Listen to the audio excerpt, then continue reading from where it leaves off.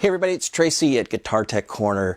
I want to show you an application for fill and finish for loose gear tuners on a bass.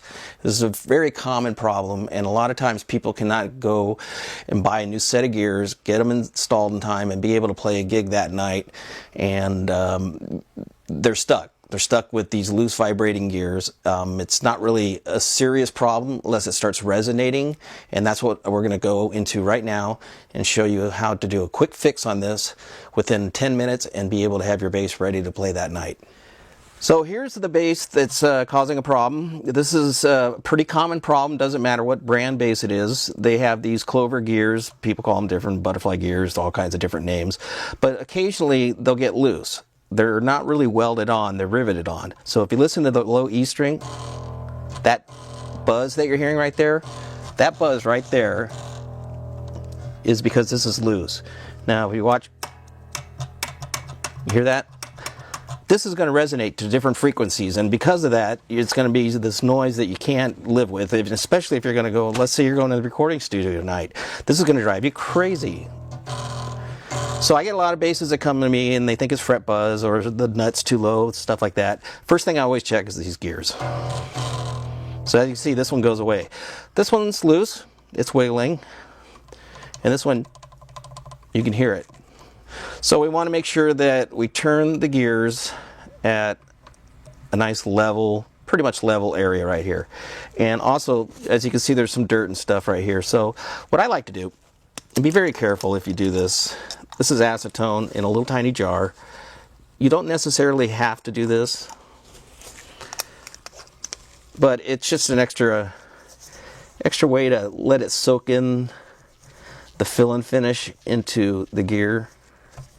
And so I'm just kind of cleaning off just a little bit of area. If you got a lacquer finish on your bass and it's a vintage bass, don't ever do this. But if this is a polyester finish, and acetone won't bother it. And so what we're going to do is I'm just going to do one side of these real fast. So I'm overdoing this a little bit, but I want to show you. There's these whip tips that you can get from Gluboost, and they basically are what I advise to put on top of the bottle, and they look like that. It's a tiny, tiny little nozzle, so to speak, so you're not going to be plopping a lot of glue, and that's what it looks like when it's on the bottle right there. So I'm going to grab a Q-tip here, and this is our culprit right here. This is the one that's really causing us problems. So I'm going to go down here really closely, and I'm going to take this fill and finish thin,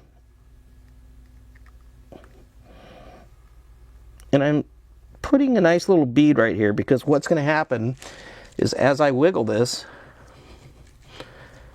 it's going to soak right into, and then I'm going to take that rag that we had, and then I'm going to use the Gluboost. A couple sprays like that. We're not trying to drench this thing. And then I'm going to come over here and I'm going to do the exact same thing with the next gear. Now, the good thing about fill and finish, it is flexible. So it's not technically bonding the metals together. See that wiggling right there? It's not technically bonding the metals, but it's doing some gap filling, and it's also holding them together. And then because it's flexible, it's not going to get brittle and break loose in the middle of a gig or a show. And let's do one more here. It's kind of hard to see the capillary action, but as you wiggle this, see, like this gear is not that loose, so it's not a crucial problem at all. I just like to clean it up. And then, oh, look at that bad boy. All right, come to Papa, here we go. So I'm going just a little bit around there. Like I said, you don't want to drench it. You want to let this thing work its way into all the loose areas.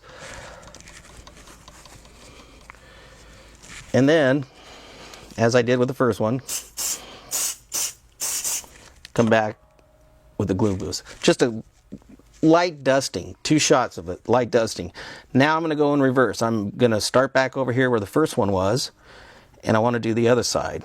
So, as I did before, I took some acetone, but on the other gears, I'm not going to do that. It's basically fixed right now. Fill and finish thin. Right there. Right there. I don't want to wiggle a lot because I don't want to, separate the bond that's going on right now. And then I'm going to take this one. And you can see there's some rust here too, so I'm going to go ahead and clean that off too. Now there's not a lot of room for this to wick in because the initial dose that I put on the other side has already penetrated through both sides. And then I'm going to do this one.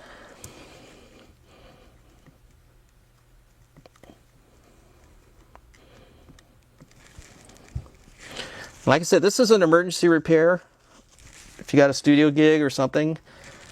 But I've done these and had them last 5-6 years. And I always tell the bass player, you know what? When you can leave the bass with me for a long time, we'll order some new gears. I hardly ever see them come back and ask for new gears. If you remember, this one was a problem gear right here. It's not moving at all. But we're going to turn it upside down and wick in a little bit, whatever it'll take right here as well. Now, I don't know if you can see where I'm pointing here with the nozzle, but that is the rivet. That's what's, there's a little pin that's pounded in there, and it's kind of like a little fork, so this is like a little potato chip stuck in between a little fork, for a lack of a better analogy. And that's what gets loose. There's guys that'll go out there and they'll resolder them, they'll replace them. I've done both. But right now, we're in a time is of the essence situation. So now let's come back with the Gluboost again.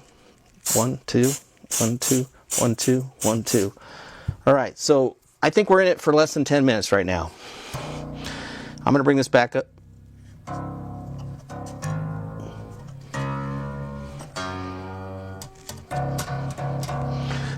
These will not wiggle. They are fixed now. Tight as can be. And due to the flexibility of the fill and finish, it's acting as a bonding agent and a filler, and it's not going to get brittle and crack off and fall off due to temperature changes. And then now you can go in the studio and you can play and not have that buzz, that annoying buzz. Now remember, this one right here was really bad, no noise. This one right here, real bad, no noise. If I wanted to, I could wiggle this as hard as I can. It's not coming loose. So once again, this is Tracy at Guitar Tech Corner here in Ventura, California, showing you a quick tip with fill and finish from Gluboost Industries.